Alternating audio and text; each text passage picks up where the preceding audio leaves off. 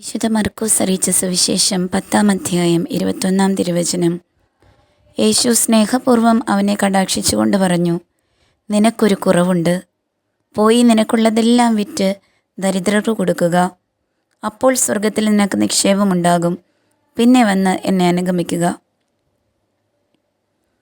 I am okay എന്ന് പറഞ്ഞ് ഈശോയുടെ അടുത്തേക്ക് വന്ന ധനികനായ യുവാവിനോട് ഈശോ പറഞ്ഞു, മോനെ, യു ആർ നോട്ട് പെർഫെക്റ്റ്. നിനക്കൊരു കുറവുണ്ട്. നിൻ്റെ സമ്പത്ത് അതും കൂടി നീ വിൽക്കണം. എൻ്റെ കൂടെ കൂടാൻ നിൻ്റേതായതെല്ലാം നീ സമ്പാദിച്ചെന്ന് നീ വീമ്പിളക്കുന്നതൊക്കെ ലോകത്തിലേക്ക് തന്നെ വലിച്ചെറിയണം.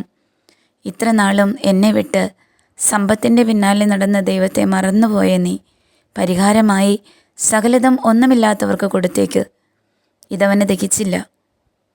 സമ്പത്ത് വിട്ടുകൊടുക്കാൻ അവൻ റെഡിയല്ല. അവൻ വിഷാദത്തോടെ തിരിച്ചുപോയി എന്നാണ് തിരുവചനം പറയുന്നത്.